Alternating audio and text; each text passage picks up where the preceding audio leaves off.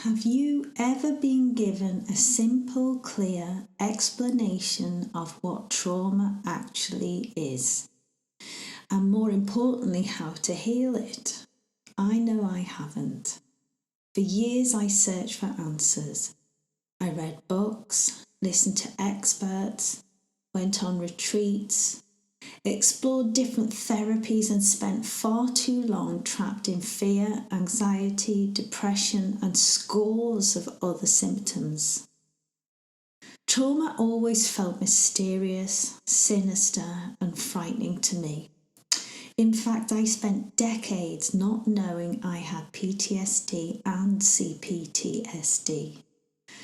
I even spent a long time not realising that I had anxiety and depression. I just thought they were awful feelings that appeared for no apparent reason. The biggest breakthrough in my recovery came when I understood what was happening inside my body and how this directly affected my brain and mind. There was something about realising that the biggest culprit was adrenalin. Something empowering about realising that my mind, brain and body was just highly sensitised, flooded with adrenaline, tired and tense. There was nothing sinister going on, and it was all very explainable. As the mystery fell away, so did much of my fear. And that was a huge step forward because fear really is the biggest problem. Understanding what was happening in my body allowed me to follow the trail backwards. It led me to ask how the brain was interacting with it, and in turn, how the mind was influencing the brain. What began as a search for answers about my symptoms gradually became an understanding of the entire trauma process. This understanding then gave me something equally important, a plan. Once I could see how trauma was operating, I understood where things had gone wrong, where to focus my efforts, and which healing approaches were most likely to help. So in this video, I'm going to walk you through trauma using a simple input, process, output model. We'll explore how trauma develops, why symptoms persist, how the nervous system becomes trapped in survival mode, and what supports recovery. My hope is that by the end of this video, trauma will feel less mysterious, less frightening, and far more understandable. And once you understand it, you'll have a much clearer idea of how healing actually happens. And one final thing, this information also mirrors the diagram in the banner on my YouTube homepage and the playlists on this channel. So if you stay with me until the end, you'll not only understand your trauma, you'll also understand how to use the content on this channel as a roadmap for your recovery. Chapter 1: How Trauma Develops. When a person experiences an event or a series of events that feel frightening, the nervous system activates a survival response, such as fight, flight, freeze, fawn, or flop. For many people, once the danger has passed, the nervous system gradually returns to a state of safety. For others, it does not. Instead, the brain continues to predict danger and prepares the body for threat. I have my own thoughts about why this happens to some people and not others. For now, I will say that I think it is largely related to how well we were taught to accept, process, and then move on past difficult moments and events. And in particular, how entangled we are with our thoughts and emotions. It's such a big subject, so I will for the moment just note that some people can experience a traumatic moment or series of events and with time move on. Some people become enmeshed and go on to become traumatized. Let's go back to the point that for some, the brain continues to predict danger and prepares the body for threat. The interesting fact here is that with time, the threat response becomes less specific to the original context and it broadens out. We'll learn more about that later. But what may have begun as a fear of driving after a car accident, for example, can gradually evolve into a much more general sense that the world is unsafe, causing fear to appear in many areas of life. And you may have noticed this yourself. Chapter 2, the trauma response. Understanding the basics of what happens during a trauma response is very important because it will anchor your understanding of trauma into a model of input, process, output, which is a lot more workable and empowering than viewing it as something more ethereal and sinister. As I give you the simplified version, I'd like for you to consider just how demanding this process is on the mind, brain and body. Because a trauma response is not a small event. It requires enormous amounts of energy and resources affecting multiple systems as it prepares for survival. When the brain perceives a threat, a region called the amygdala alerts the hypothalamus, which activates the body's survival system. This process happens automatically and often before we have consciously thought about what is happening. The body immediately begins preparing for action. Breathing becomes faster, heart rate increases, and circulation speeds up. This allows resources to be delivered quickly throughout the whole body. The adrenal glands then release adrenaline into the bloodstream. Adrenaline is the body's primary survival hormone, and its purpose is to prepare us to deal with danger. As adrenaline circulates, it affects many different parts of the body, the whole body. The heart beats faster and more forcefully, blood pressure rises, and the airways open, allowing more oxygen to reach the brain and muscles. Blood flow is redirected away from systems that are not immediately required for survival, such as digestion, and instead moved towards the heart, brain, and muscles. The muscles become tenser and more prepared for action, while stored energy is made more readily available. At the same time, the brain becomes more alert and focused on detecting danger. Attention narrows, threat awareness increases, and memories are formed more strongly, so that future dangers can be recognized much more quickly. The senses also change. Pupils dilate, attention becomes more focused, and some people experience tunnel vision or feel as though time has slowed down because the brain is processing information so intensely. By this point, the body is a long way from a state of rest and digest. Digestion has slowed. Muscles are tense. Breathing is faster. The heart is working harder, and the mind is scanning for threats. Every available resource has been redirected towards one goal.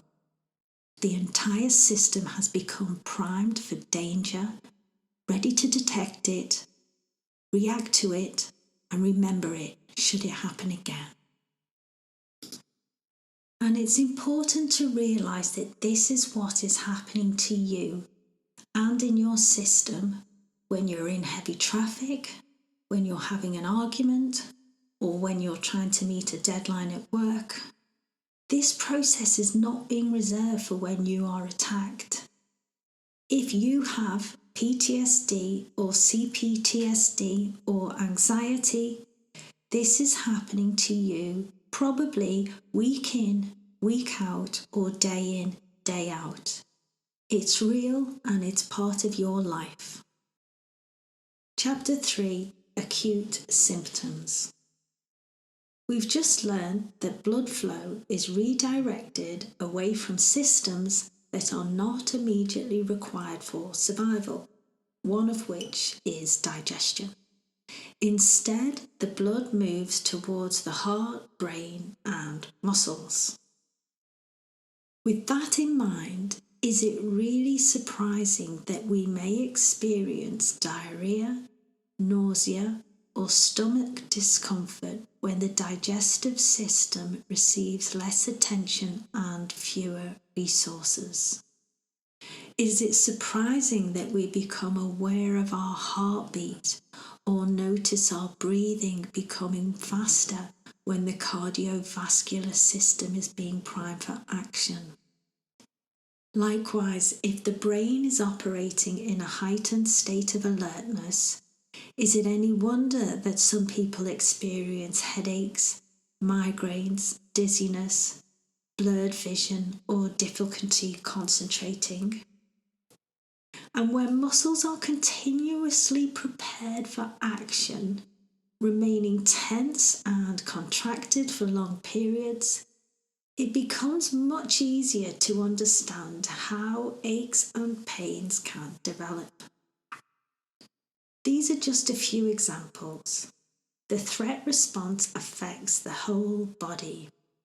Adrenalin, cortisol, and other stress chemicals influence multiple systems simultaneously, which means that whatever symptoms you experience, there could be a threat response explanation for it as opposed to something else. What I've just described are the acute symptoms of trauma response. In other words, they are the symptoms you experience while the survival response is activated. And it's important to understand that this response has gears. So you will likely suffer from different types of acute symptom depending on how activated your nervous system is. So, just as a general attempt at trying to understand this further, I've categorised some of the symptoms. But just take this with a pinch of salt and understand it for what it is. It's trying to show that there are gears for the survival response. At the lower to moderate end, you may be experiencing overthinking, restlessness, vigilance, irritability, difficulty relaxing, poor sleep, toilet frequency, toilet urgency, headaches, eye strain, and muscle tension. You may not feel panicked, but your nervous system is still preparing for danger in the background. Now, as activation increases, these symptoms can become more intense. Perhaps the being nervy may deepen into anxiety, and the vigilance may become hypervigilance. Headaches may develop into migraines, and overthinking can become relentless OCD looping thoughts. Restlessness can grow into a powerful urge to escape, accompanied by feelings of overwhelm and impending doom. At the high end of the spectrum, people could experience panic attacks, breathlessness, a racing heart, trembling, blurred vision, dizziness, and insomnia. Of course, as I said before, different symptoms can appear at different levels of activation. I'm simply trying to illustrate that increased adrenaline and nervous system activation are directly linked to many of the symptoms people experience. And these symptoms are not random. They are the acute symptoms of a body that is preparing for danger. So if you suffer with your nerves and have unexplained physical symptoms, it may be that whatever you are experiencing is not mysterious at all. It may simply be the result of a sensitized nervous system that has become stuck in survival mode. Chapter 4: Chronic Symptoms. Acute symptoms are the type that people can most easily link to their trauma because they happen during a trauma response. But there is another type of symptom that is related, and I think it actually empowers us to know the details. Well, it certainly removes a lot of fear. When the survival response is activated repeatedly or remains active for months or years, it can create a secondary category of symptoms called chronic symptoms.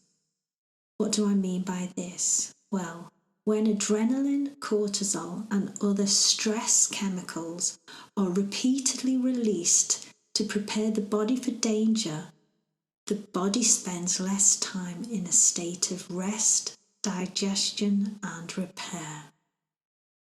Resources are continually redirected towards survival, leaving less available for maintenance, recovery, and healing. Our body is also fatigued and our muscles are in a state of tension. Imagine an athlete sprinting flat out in a race and then being unable to switch off the adrenaline, relax their muscles, or allow their body to recover afterwards. Of course, they would become exhausted. Their muscles would remain tense and painful. Their mind would stay alert and restless, and their body would continue behaving as though the race was still taking place. The trauma response is not so different. The problem is not that the system is activated. The problem is that it never fully stood down. Over time, this can place a strain on many systems within the body. It's a bit like spending all day, every day, defending a vegetable patch from attack, but never taking a moment to water it, feed it, pull the weeds, or deal with the slugs and the snails. Eventually the patch begins to deteriorate, but only because it's not being taken care of, and we can do something about that. The body is no different. It has finite resources and energy, and health depends on those resources and that energy being available to all of the different systems and parts of the body. They're needed for growth, repair, and maintenance, not to be continually diverted towards protection and survival. And because chronic symptoms emerge gradually due to slow and ongoing imbalances, and because they affect very varied parts of the body, they are frequently viewed as separate health conditions rather than the possible long-term consequences of a nervous system that has been operating in survival mode for a very long time. The result can be the gradual development of scores of different types of chronic symptoms. I'll name just a small few to give you a feel, but I personally think that the list is very long and that most chronic illness and chronic pain could be traced back to trauma. So, I'm thinking about irritable bowel syndrome, chronic fatigue, hormone-related imbalances, of which there are many different types of disease, restless leg syndrome, urinary frequency, tinnitus, and all of the different and varied types of chronic pain. Chapter 5, the role of the mind. I've talked about the brain, the body, and the physical response to threat.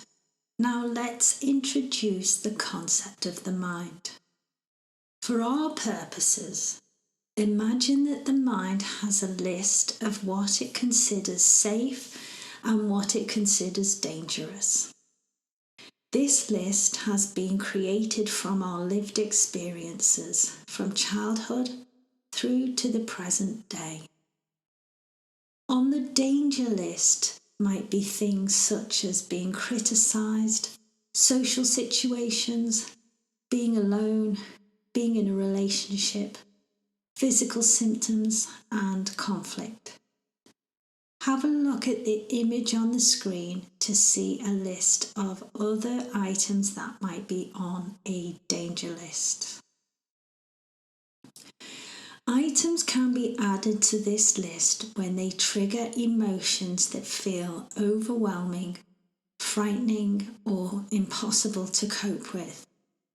And when we live with trauma, we are living in a way that we don't cope very well in general. So items can be very easily added to this list.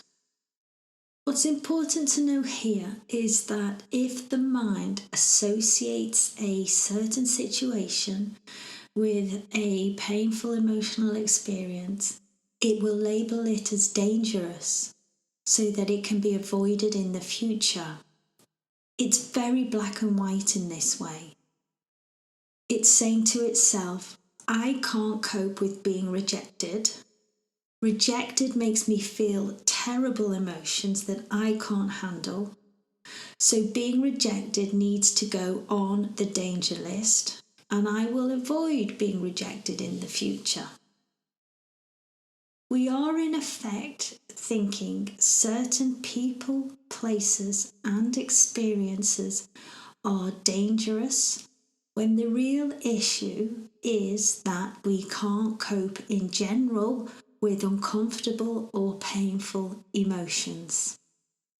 The real reason is that we can't handle our feelings. People, places, and experiences cause us to have feelings. So instead of learning how to be with our feelings, we blame people, places, and experiences and put them on a danger list. This avoidance makes our world smaller and smaller and smaller until our mood is so low and our body is so tired and stressed we develop depression. We have ourselves utterly cornered. Checkmate. So understand that it isn't the thing itself that frightens us. It's the emotion that the thing evoked that frightens us. And the more important point, we can't handle emotions in general.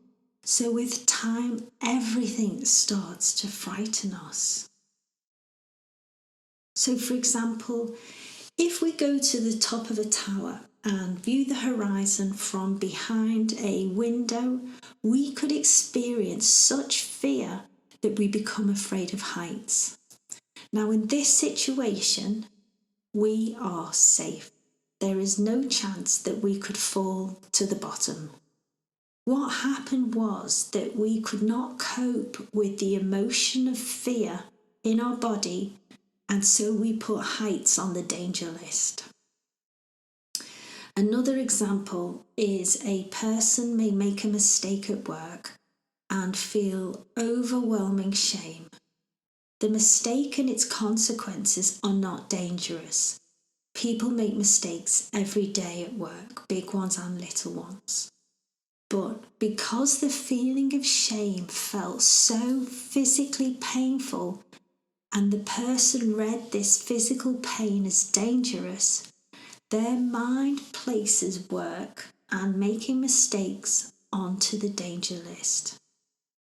The person now fears making a mistake at work when in reality they are fearing the emotions that making a mistake at work might trigger. When we live with trauma, we are more or less in a constant state of fear. So much so that we can start to associate literally anything as a cause. We put leaving the house on the danger list because we can't handle our emotions after we've left the house. But really, we can't handle our emotions when we're in the house either. So really, the brain is just trying to make sense of the situation by putting what it thinks is dangerous on the danger list in the hope that it will help. But it doesn't help. It makes our world small. Our lives become mindlessly boring and fearful at the same time. We are tired, frightened, and stressed out.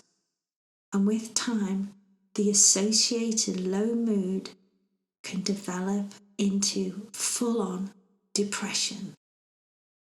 Chapter 6, the role of emotions. Emotions can help us to experience, understand, and navigate the world around us. They provide valuable information and often motivate behaviours that support our well-being and survival. For example, shame can help us recognise when we have acted in a way that has hurt or offended another person.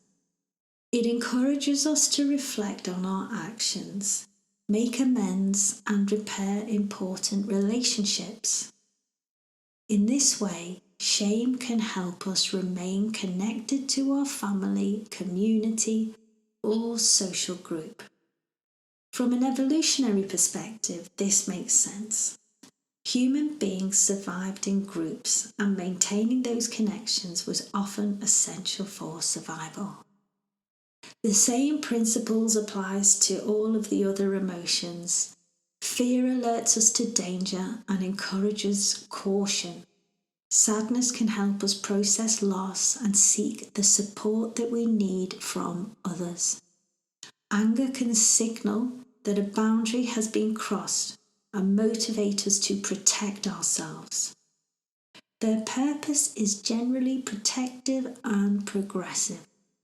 They've helped us to survive and remain connected to the people and environment around us. Chapter 7.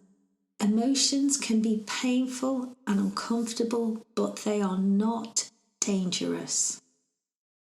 You may be realising that a big issue with trauma is that we are afraid of our emotions. Emotions can be physically really, really painful and uncomfortable. And I mean physically, as emotions manifest in the body. They can also feel very sinister and mysterious when you don't know what they really are. And so it's no wonder we create a danger list so that we don't have to feel them.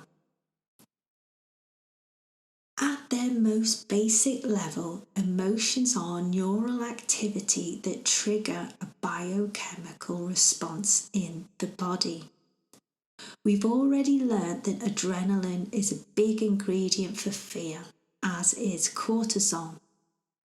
And just as different ingredients can be combined to create different meals, different patterns of neural activity trigger different chemicals to flood the body to create different emotions.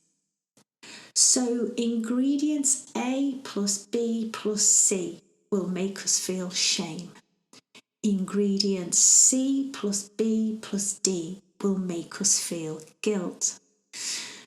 Ingredients D plus B plus E will make us feel joy. The point that I'm making here is that emotions really are not dangerous. They are feelings generated by the nervous system. And when I say feelings, I actually mean sensations in the body. The sensations are made by chemicals that are very natural to us and part of our system. They can be painful or uncomfortable, but they are definitely not dangerous. Often they are not even deserved or appropriate for a situation. So in addition to not fearing your emotions, it's also important to learn when to take them with a pinch of salt. Chapter 8, Undeserved and Inappropriate Emotions. Knowing that emotions can be uncomfortable or painful, but are not dangerous, is my number one takeout. Now, this next chapter is in my top 3, so listen carefully because you really may not know this and it's life-changing. The emotions that we feel at any given time are not necessarily relevant, fair, or deserved. This is an incredible piece of information to receive. And once I worked this out, I was blown away by how useful and far-reaching the effects are. I actually first realised this when I was researching Zen and looking specifically into thoughts. Thoughts being the other member of my top 3. So my top 3, just to mention now, are emotions can be painful but not dangerous. Thoughts are just offerings as opposed to truth, and we can engage them or not engage with them as we see fit. And emotions are not always relevant, fair, or deserved. If you focus on those 3 things in terms of your practice, you will heal. Right, so back to it and how I was researching Zen and looking into thoughts. And the Zen practice talks about viewing thoughts as an offering as opposed to the truth. And depending on how useful or appropriate the thought offering is, we can choose to engage with it or not. So this is really powerful stuff and can propel a person into the heart of their trauma and its recovery. But I took this a step further and I thought, well, emotions can be treated in the same way. And I realised that this approach was perfectly aligned to our feelings as well. This got me thinking about how these undeserved emotions are programmed into our psyche or our mind in the first place. So I thought about the analogy of using a trailhead. So imagine you have a bullet in your shoulder and you trace back in time the bullet's journey right back to the gun it was fired from, and then further still to the finger of the person who fired the gun.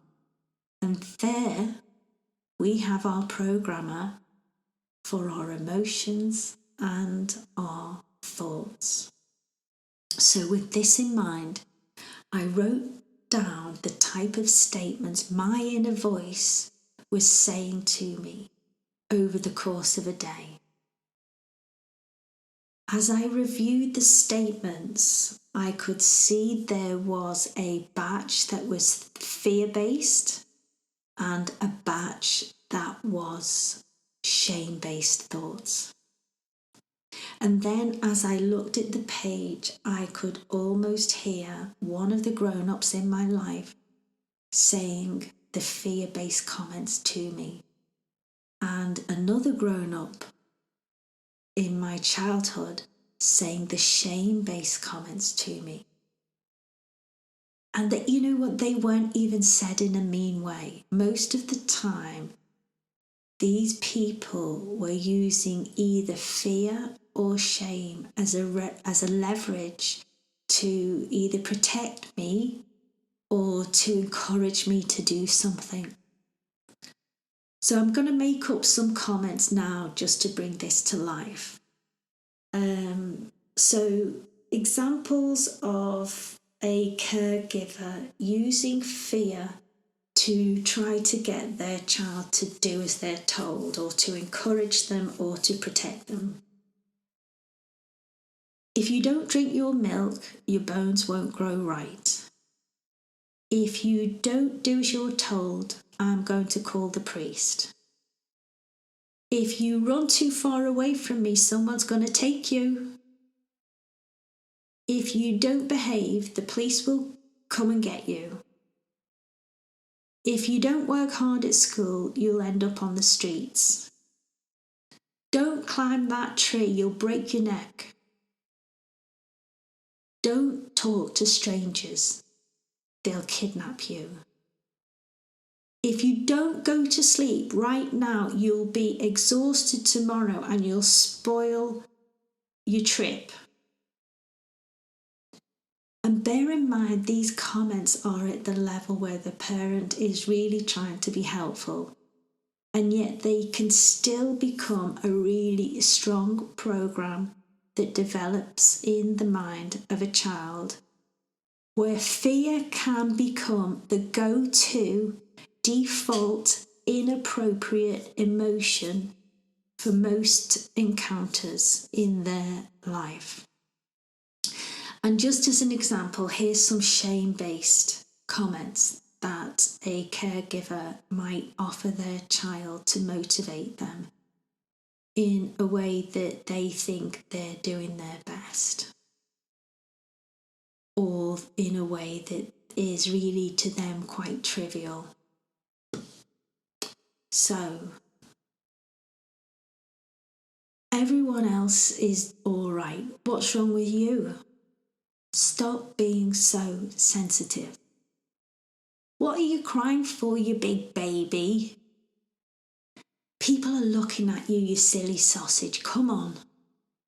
You're not going out dressed like that. People are going to laugh at you. Do you see how our mind can develop default or go-to emotions that it can so easily overlay onto a situation when in fact the situation does not call for that emotion to be served up at all? Now you think about it. How many times have you felt guilty when you didn't deserve to? How many times did you get embarrassed when you didn't deserve to? It could be really useful for you to carry out this trailhead exercise to figure out what your go-to default undeserved emotions are.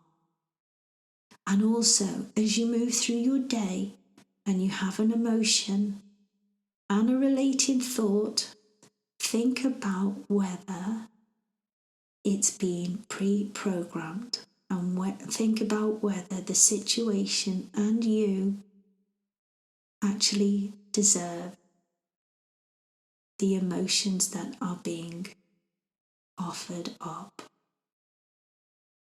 Chapter 9, thoughts can be untrue.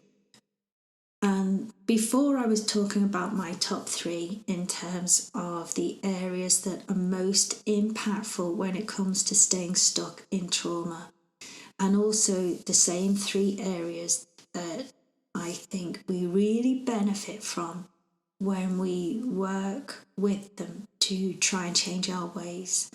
And I'm moving into thoughts now, which I think is the number 1 area to have a look into.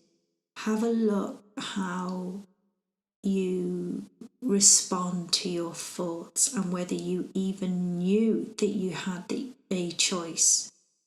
So let's get back to it, because that was just a sideline because it's so important. But here we go. And I wanted to say, just as emotions can be undeserved, our thoughts can be false and unhelpful.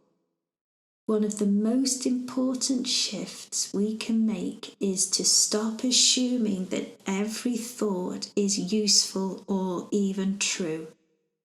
When a thought appears, it often arrives with a sense of authority, as if it's reporting reality.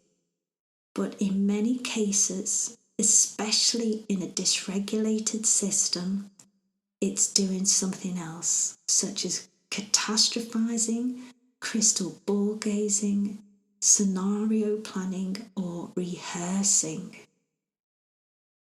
Your thoughts are shaped by your current state, your history, your coping mechanisms, and what your nervous system believes is necessary for survival.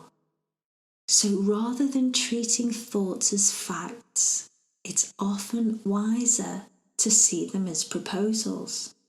Something being offered up, not something you have to agree with or engage in.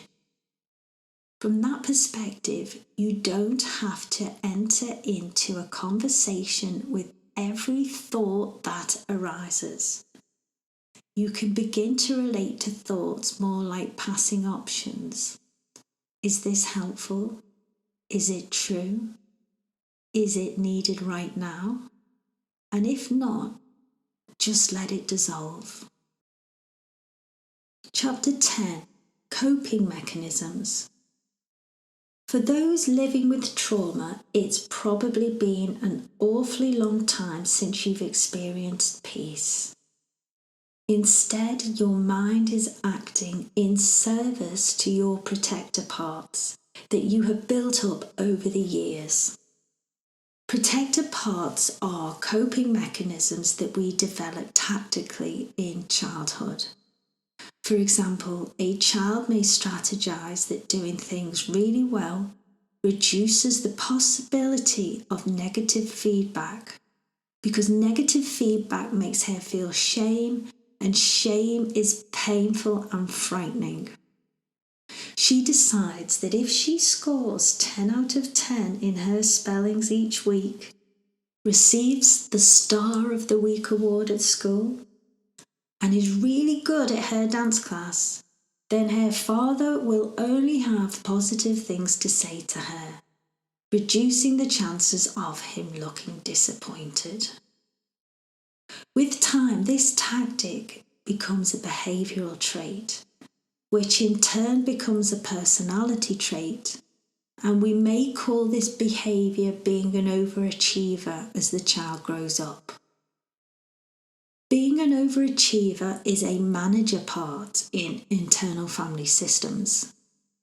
Manager behaviours are designed to keep us safe by managing how we appear to others, helping us avoid other people's reactions and emotions by manipulating situations we find uncomfortable. You may not realise this, but what you are actually doing is trying to keep other people and their nervous system calm so that they don't point their painful emotions at you, and you won't have to experience the painful emotions this can cause inside you. You've never been taught that emotions are not dangerous. You see emotions as scary. Other manager parts include perfectionism, people-pleasing, over-apologising, over-explaining, self-minimalising. All of them work at the situational level to prevent having to feel feelings that you can't cope with, and they are exhausting. Chapter 11. The top 10 key issues and their solutions. In this chapter, I'll go through the top 10 key issues and my corresponding thoughts on an approach to solve them. Each of these issues lines up with the input-process-output model and work to reduce the inputs to the threat response so that you start to feel safe again, the threat response dials down, and the acute and chronic symptoms fall away. I'll also mention the healing modalities that I think work best, all of which are playlists on my channel. So hop over there when you finish this video for deeper insights into each area. Issue number 1. Fearful thoughts. One of the biggest inputs into the threat response is our thinking. When we're traumatised, many of our thoughts become fear-based.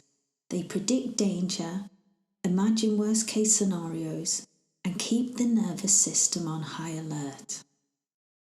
The important thing to understand is that your thoughts are not necessarily true. They are often shaped by your past experiences, coping mechanisms, and the current state of your nervous system. Their job is not to make you feel happy or fulfilled. Their job is to keep you safe, and that often means overestimating threat. A major part of recovery is learning to see thoughts for what they are. Mental events, not facts. They are suggestions, predictions, and opinions being offered by the mind. Some will be useful, but many will be distorted by fear. This is where meditation can be helpful. Practices such as Vipassana, mindfulness, and Zen teach us to observe thoughts rather than become entangled with them. Instead of following every thought, analysing it, or even believing it, we learn to notice it, let it be there, and allow it to pass. Over time, this creates distance between us and our thinking. Fearful thoughts lose much of their power to activate the threat response.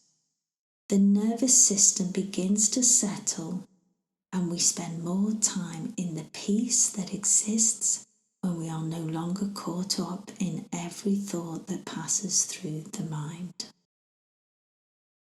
Issue number 2, your story.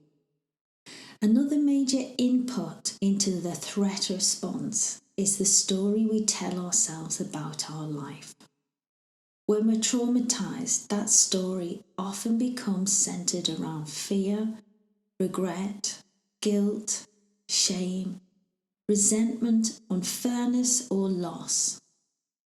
We find ourselves replaying the past, worrying about the future, and focusing on how life should have been different. The important thing to understand is that even when your story is true, continually revisiting it keeps the trauma alive and in the present. The nervous system responds not only to what has happened, but to the story being repeated inside the mind. As long as we are lost in that narrative, the body continues to receive signals that there is a problem to solve, a threat to avoid, or a wound to protect. A major part of recovery is learning to lose the story.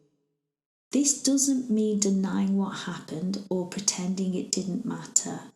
It means recognizing when we are caught in the narrative right now and returning our attention to what is actually happening in the present. This is where meditation can be so helpful. Practices such as Vipassana, mindfulness, and Zen teach us to notice when we have become lost in our story and gently return to present moment experience. Instead of living in memories, interpretations, and imagined futures, we can reconnect with what is here, right now. Over time, the story loses much of its emotional charge.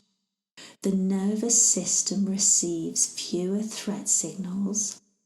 The mind and body begin to settle, and we spend more time in the peace that comes from being fully present, rather than trapped in the narrative of our life. Issue number 3, unjustified emotions. Another major input into the threat response is our emotions. When we're traumatized, emotions such as fear, shame, guilt, and anger can arise automatically, even when they are undeserved, disproportionate, or irrelevant to what is happening in the present moment. We can find ourselves reacting to life through old emotional patterns that were learned long ago. The important thing to understand is that emotions are not always telling us the truth about a situation. They are feelings generated by the nervous system, not objective assessments of reality. Just because you feel fear does not mean you are in danger. Just because you feel shame does not mean you have done something wrong. A major part of recovery is learning to see emotions as experiences rather than evidence. Emotions can contain useful information, but they should not automatically be treated as proof that something is wrong or that we were wrong. When we stop fearing our emotions and stop believing everything that they imply, they lose much of their power to activate the threat response. This is where somatic experiencing, or allowing, as it's sometimes called, can be so helpful. These approaches teach us to experience emotions directly in the body without resisting them, analysing them, or trying to make them go away. Instead, we learn to let them arise, be felt, and then pass naturally. Over time, we discover that emotions come and go by themselves.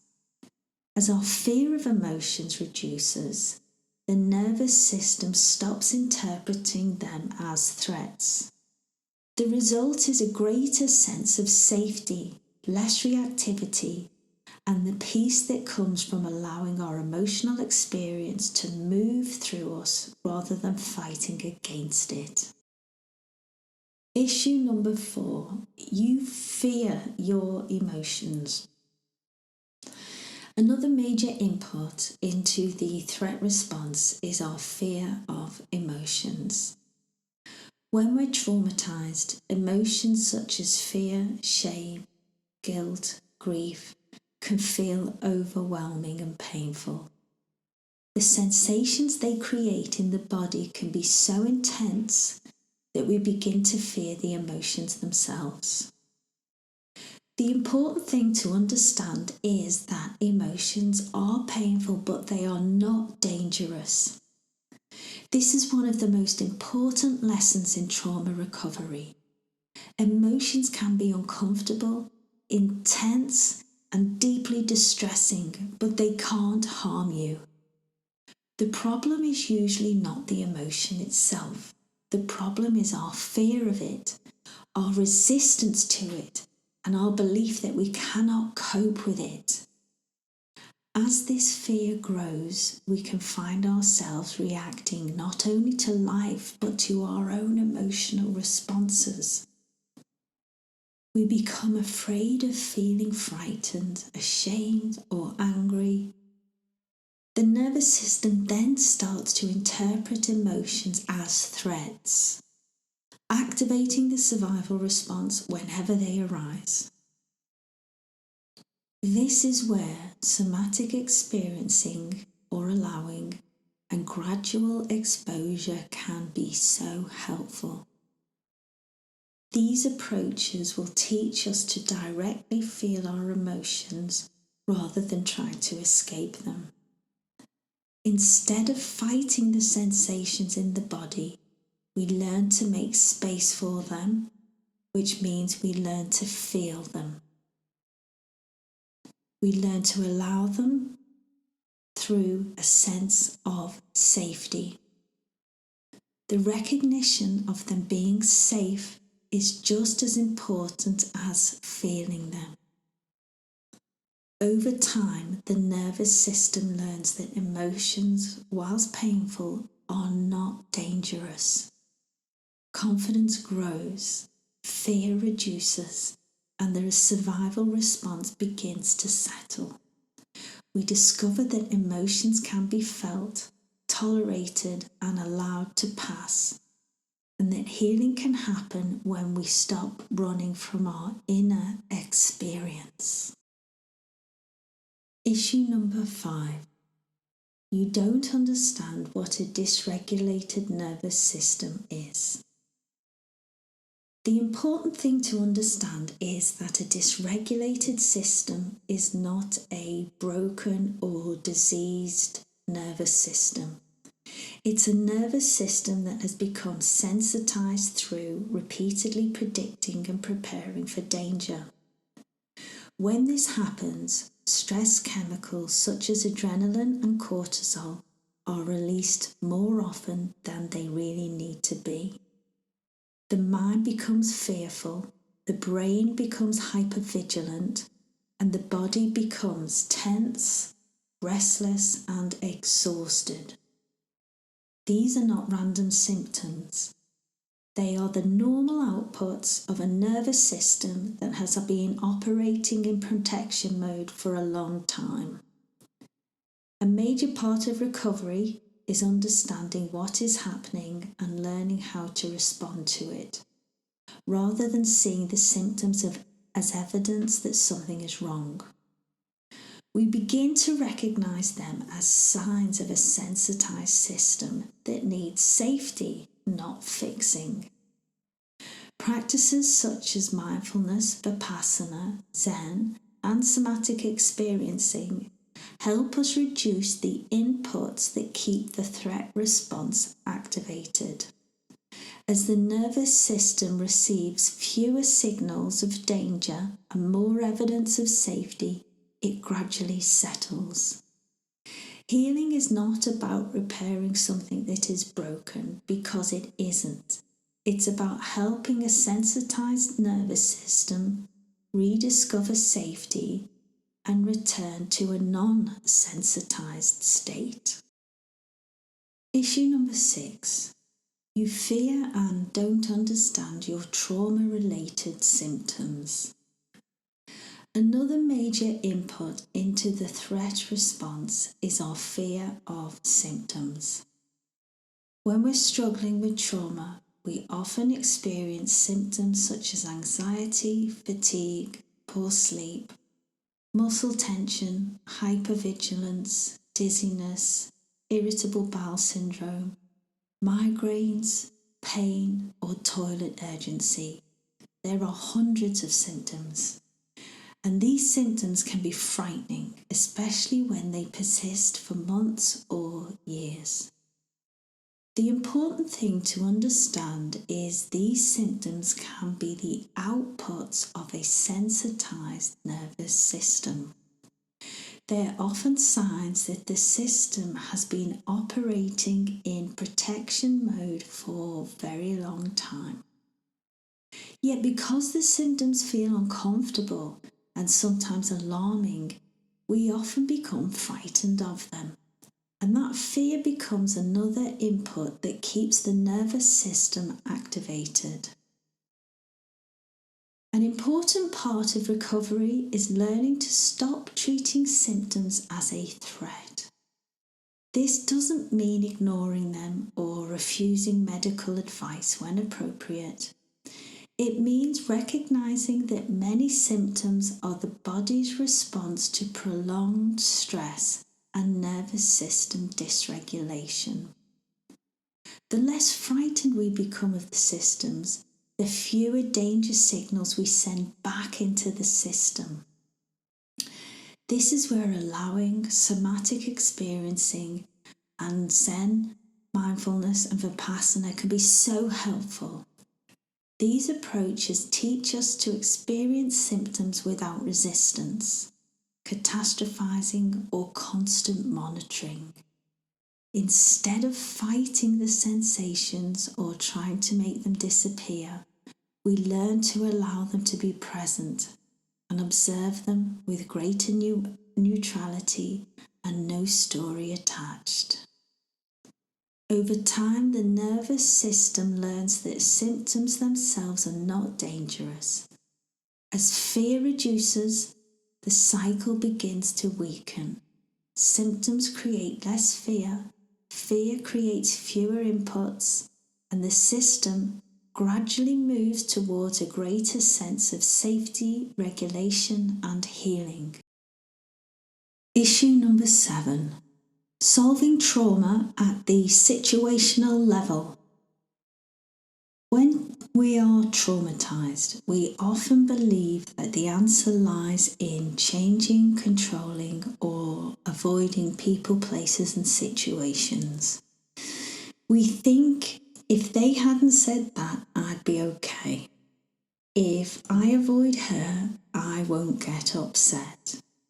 If I get the promotion, I'll feel better.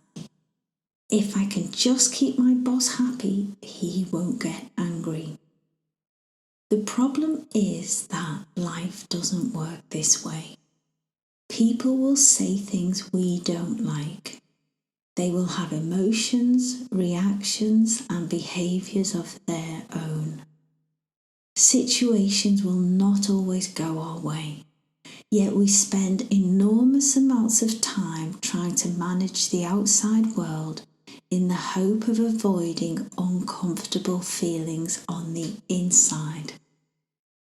In doing so, we create countless threat inputs for the nervous system. We become hypervigilant, constantly scanning, planning, controlling, and avoiding. The irony is that despite all of this effort, we still end up feeling fear, shame, guilt, sadness, and all the other emotions.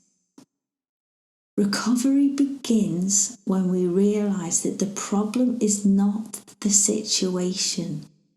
The problem is our fear of the emotions that situations might bring up. The goal is being able to allow and not be frightened of your emotions and thoughts when people, places, and things upset you, criticize you, reject you. We stop needing the world to be different in order to be okay. These approaches help us shift our focus from managing life to improving our relationship with our experience. Instead of trying to control situations, we learn to let people be as they are. They have their own coping mechanisms. We allow situations to unfold as they do. We take action where it is appropriate, but we stop making our well-being dependent on outcomes. At the same time, we learn to feel our emotions with safety and acceptance rather than resistance. And we learn to disengage from every thought that pops up in our head. Each time we discover that we can tolerate fear, shame, sadness, lots of big and difficult emotions such as anger and disappointment, the nervous system receives new evidence that these experiences are painful, but they're not dangerous, and they really do come and then they will go. Over time, life requires less control, less avoidance, and less protection.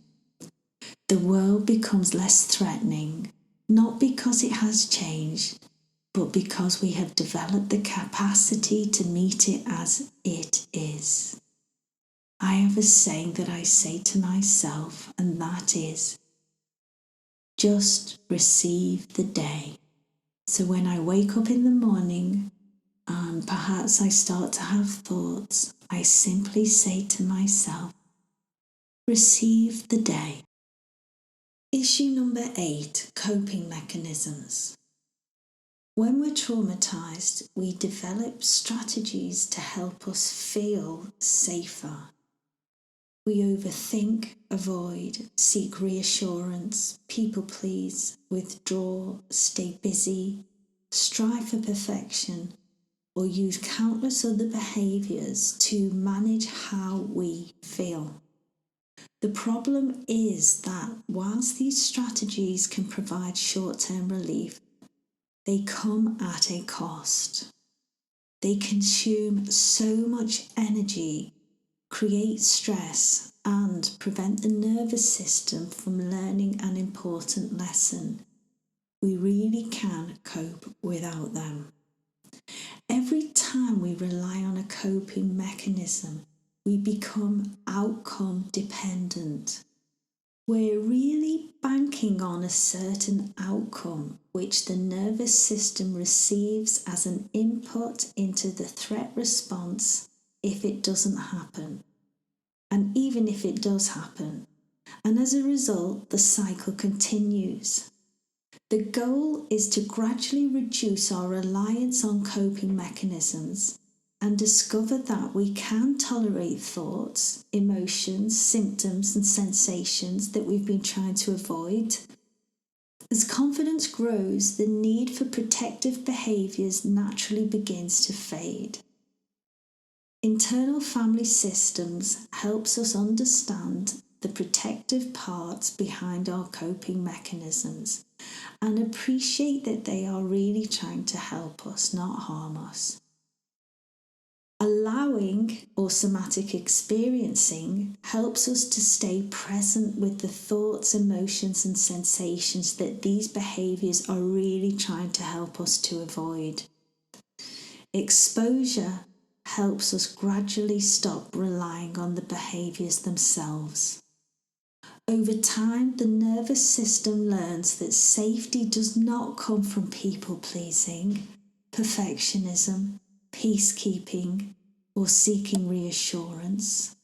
Safety comes from discovering that we can handle far more of life and our inner experience, meaning our emotions, sensations, and thoughts, than we once believed. As that understanding grows, there's no need for the coping mechanisms, and the nervous system begins to settle because we have removed another input into the threat response. Issue number 9, the mind's danger list. Items on your mind's danger list act as inputs into the threat response.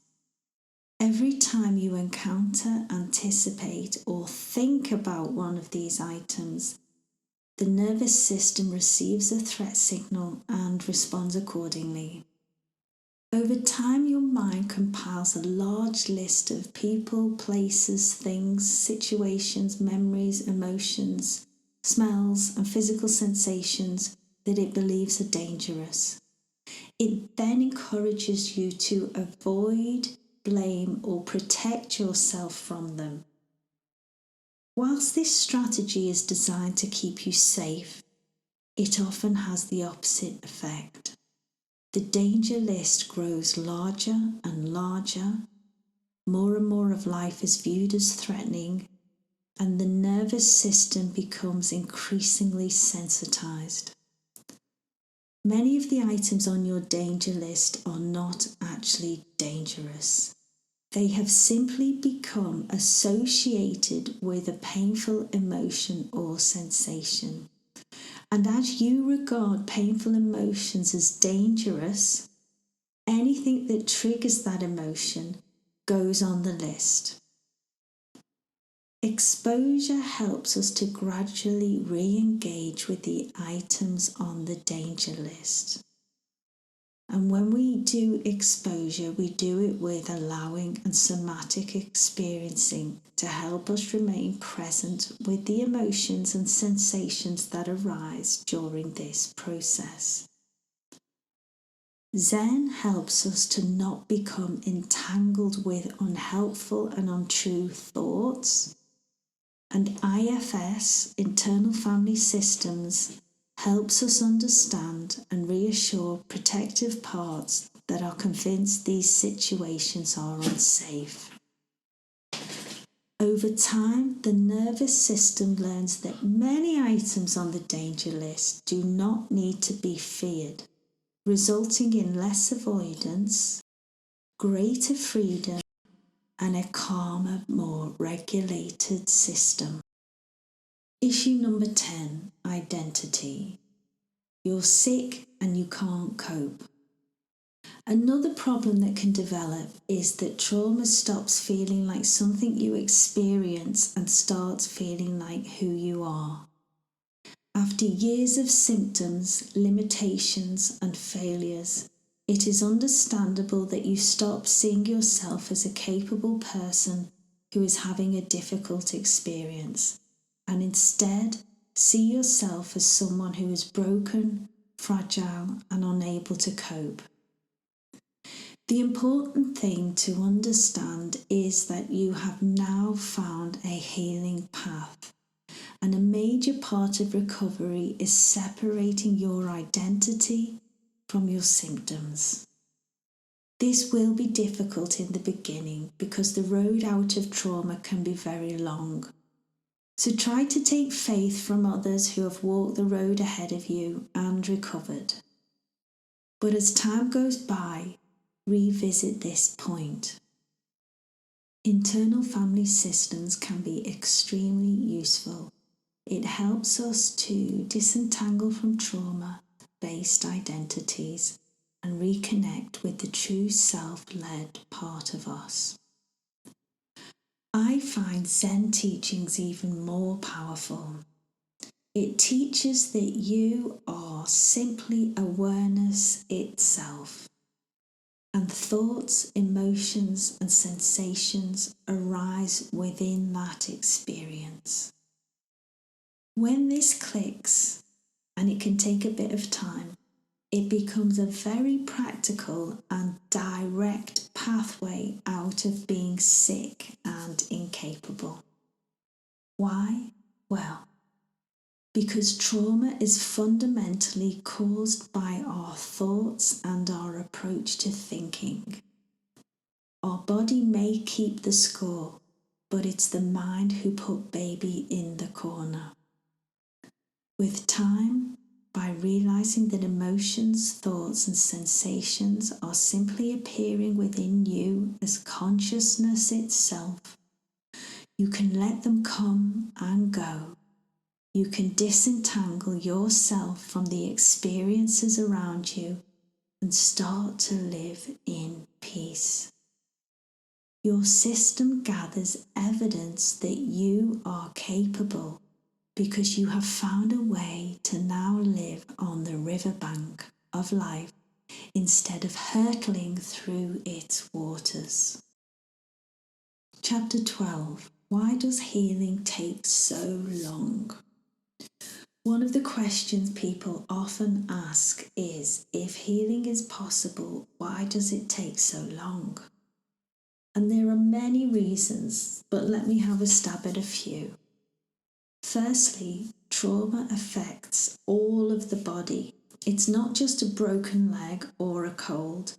It touches the nervous system, hormones, muscles, the immune system, digestion, and much more.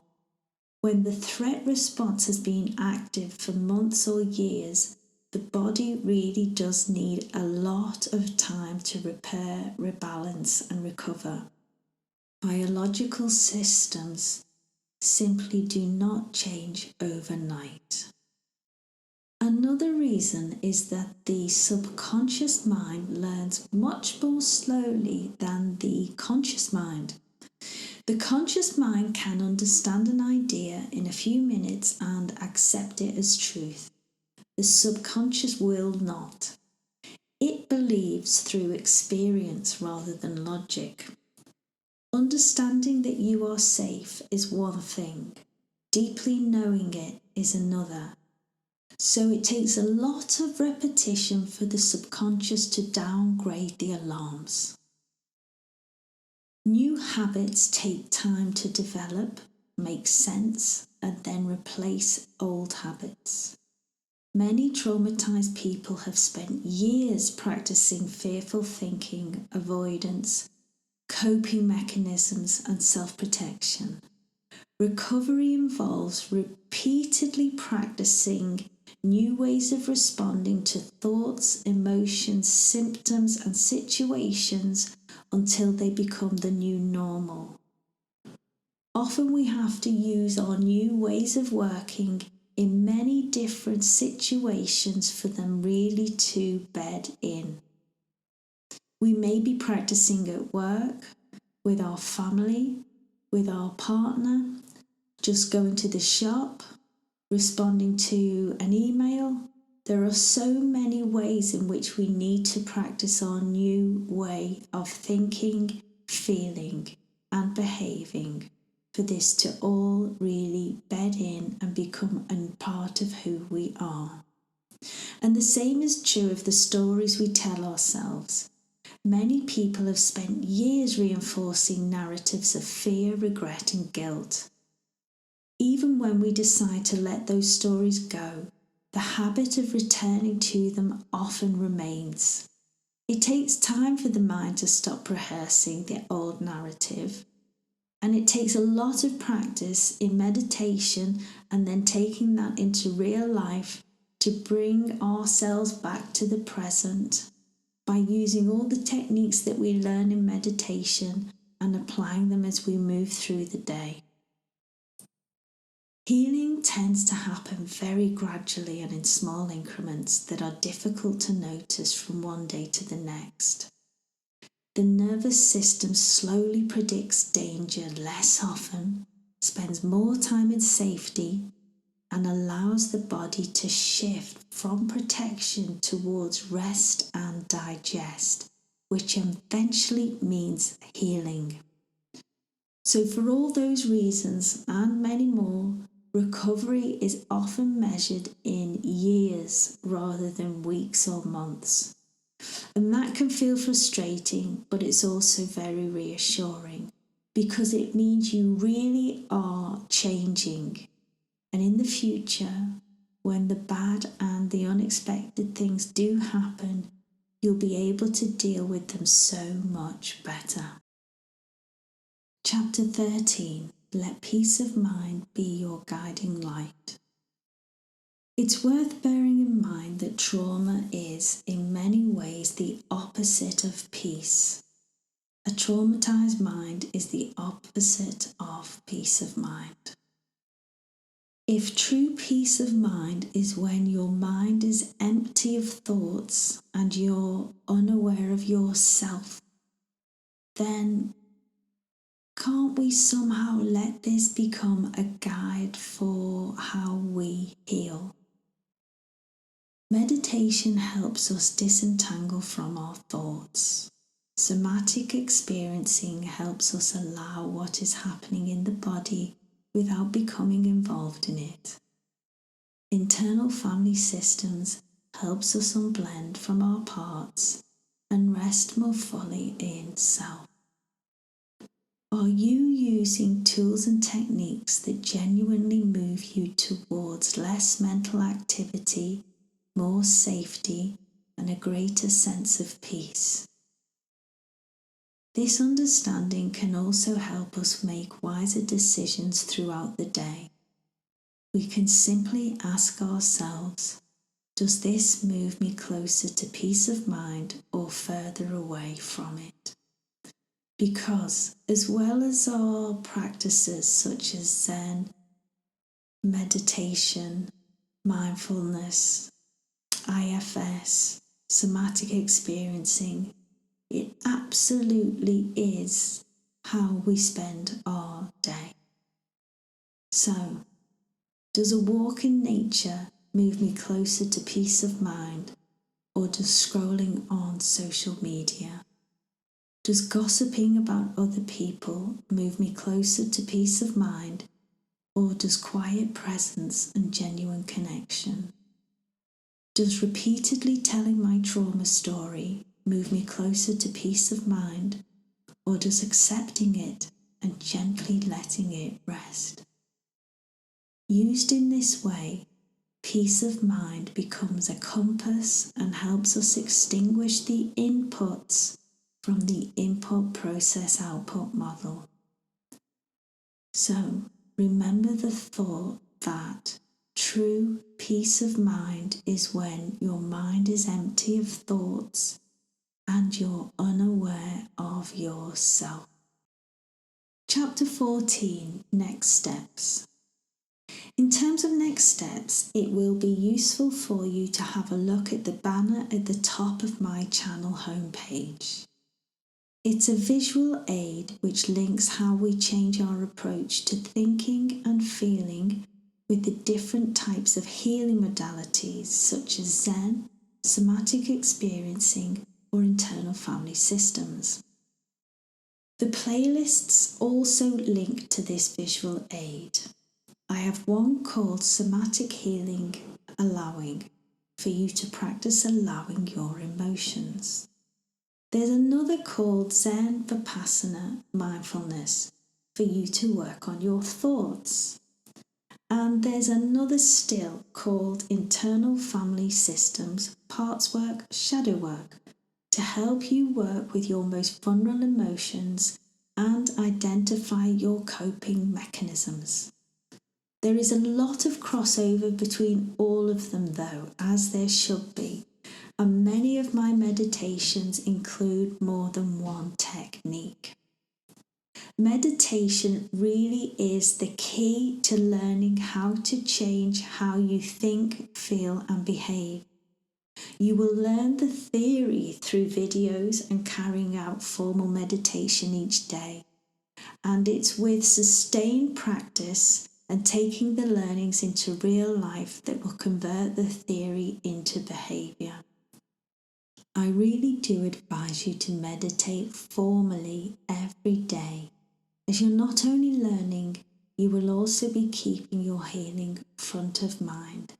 And it does take a lot of diligence, accountability and practice. Chapter 15. Thank you. Well, I hope this video has helped to demystify trauma and has provided you with a practical understanding of it. My aim is to empower you so that you can think about how your own inputs maintain your own threat response, and how removing those inputs will, with time, bring the stress response down to an appropriate level.